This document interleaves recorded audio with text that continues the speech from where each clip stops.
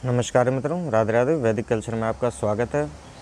मित्रों, किसी का प्रश्न था कि भक्ति कितने प्रकार की होती है और कौन सी भक्ति करने से हमें मोक्ष की प्राप्ति होती है, जल्दी मोक्ष मिलता है।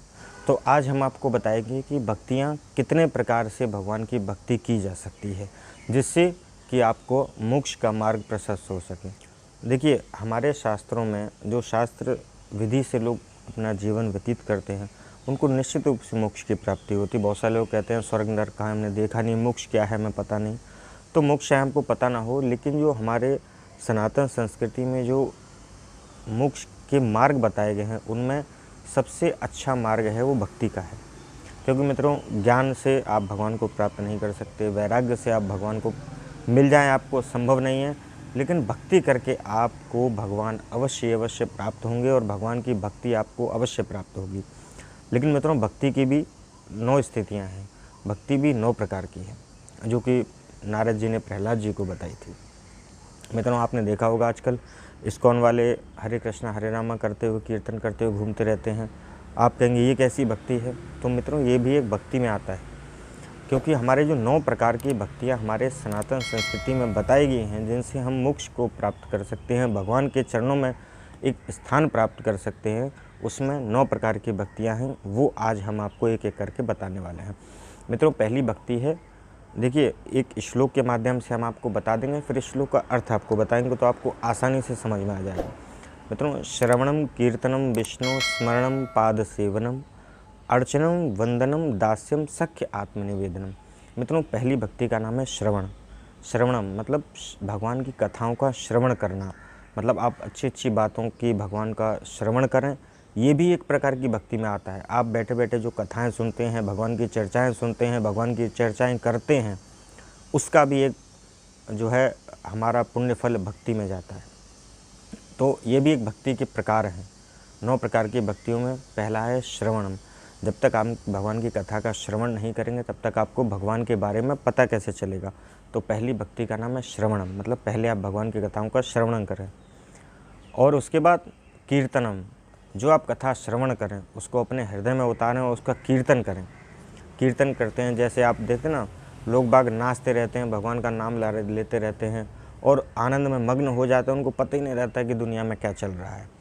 तो इस भक्ति, ये भी एक भक्ति में आता है, कीर्तन करना। जो आप देखते हैं इस्कॉन वाले जगह जगह नाचते रहते हैं और कीर्तन करते रहते हैं, आनंद लेते रहते हैं। तो ये भी एक परिस्थिति कीर्तन की है। श्रवणम कीर्तनम विष्णु, मतलब भगवान की, विष्णु की आराधना करना, ध्यान करना। श्रवणम कीर्तनम विष्णु स्मरणम पाद सेवन। स्मरण मतलब जो हमने भगवान की कथाएं श्रवण करी हैं उनको चिंतन करना, स्मरण करना, उनका मनन करना, ये भी एक प्रकार की भक्ति में आता है। पाद सेवनम, भगवान की चरण सेवा करना, मतलब मान लीजिए जैसे आपके घर पे गोपाल जी हैं, तो आपको गोपाल जी की सेवा करना है। गोपाल जी की सेवा का मतलब आप जैसे भगवान का चरण सेवा करते हैं, भगवान को नहलाना धुलाना, भगवान की अष्टयाम सेवा जो आप करते हैं, भगवान को भोग लगाते हैं, ये भी एक सेवा में आता है। ठीक है। पाद सेवनम अर्चनम वंदनम दास्यम, मतलब अर्चना करना, जो भी आप भगवान की जिस प्रकार से सेवा कर सकें उस प्रकार से आप भगवान की सेवा करें। वंदनम, भगवान की वंदना करें। और सख्य आत्मनिवेदनम, मतलब और इन सभी कर्मों को करते करते अपने आप को आप बिल्कुल भगवान में समर्पित कर दें। मतलब जब आपके मन में समर्पण भाव आ जाए कि भगवान के अलावा हमारा कोई इस संसार में नहीं है, तब आप समझ लीजिए कि आप भक्ति की सबसे परम गति पर हैं। सख्य आत्मनिवेदनम मतलब अपना सब कुछ आपने भगवान के चरणों में समर्पित कर दिया है। भगवान से आप किसी भी भाव में भगवान से भक्ति करें, वो आपकी भक्ति में ही जाएगी। चाहे भगवान को सखा माने, चाहे बहुत से लोग पति रूप में मानते हैं, बहुत से लोग सखा भाव मानते हैं, बहुत सारे लोग भगवान मानते हैं, बहुत सारे भक्त मानते हैं। किस भी परिस्थिति में इन 9 प्रकार की भक्तियों में आप जो भी भक्ति कर सकते हैं, वो आपको सीधे भगवान के चरणों में आपको पहुंचाएगी। ध्यान वाली भक्ति में आप पहुंच गए तो मोक्ष होना कोई बड़ी बात है नहीं। क्योंकि मित्रों, भक्ति के जो प्रकार हैं, इस 9 प्रकार की भक्तियों में किसी भी प्रकार से आप भगवान का स्मरण चिंतन मनन करते हैं। बहुत सारे लोग कहते हैं हम जो है 4-4 घंटे 2-2 घंटे पूजा में बैठ नहीं पाते हैं। तो क्या हमारे मन से तो हम भगवान को मानते हैं मित्रों, मानते हैं, लेकिन आप भगवान की सेवा भी करिए, ध्यान भी करिए। 9 प्रकार की भक्ति हैं, उनमें से ये सभी जो कार्य होते हैं, चाहे भगवान का कीर्तन करना, बहुत सारे लोग कथाएं लगा लेते हैं, टीवी पर सुनते रहते हैं, बहुत सारे लोग कीर्तन सुनते रहते हैं, तो ये भी एक भक्ति में आता है। कोई ज़रूरी नहीं है कि आप जो है माला झोली लेकर बैठेंगे और तभी आपको जो है भगवत प्राप्ति होगी, ऐसा नहीं है। भगवान देखिए, गोपियाँ जो थी, गोपियों ने भगवान को कैसे प्राप्त किया। गोपियाँ हमेशा भगवान का चिंतन करती रहती थी, मतलब वो भोजन कर रही हैं तो स्नान कर रही हैं तो भगवान का चिंतन, ध्यान कर रही हैं तो भगवान का चिंतन, कुछ भी खा रही हैं तो ये सोच रही हैं कि भगवान को खिलाने के बाद हम खा रहे हैं, भगवान का प्रसाद पा रहे हैं।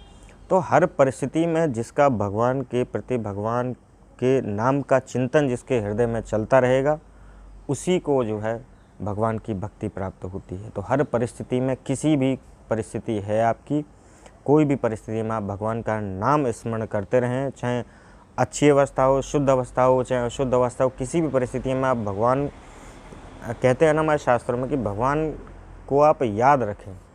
ये ऐसा नहीं है कि हमको पूजा करनी है, पूजा करनी है वो बैठ के, वो हमारे नित्य नियम कर्म है वो हम कर दें, लेकिन उसके बाद भी 24 घंटे में भगवान का चिंतन हमारे मन में चलते रहना चाहिए। चाहे हम ऑफिस में हैं, चाहे घर में बैठे, किसी कार्य को भी कर रहे हैं, मान लीजिए आप खाना बना रहे हैं तो आप भगवान का नाम स्मरण लेके खाना बनाइए, तो आप देखेंगे खाने में, आपके भोजन में कितना स्वाद आएगा।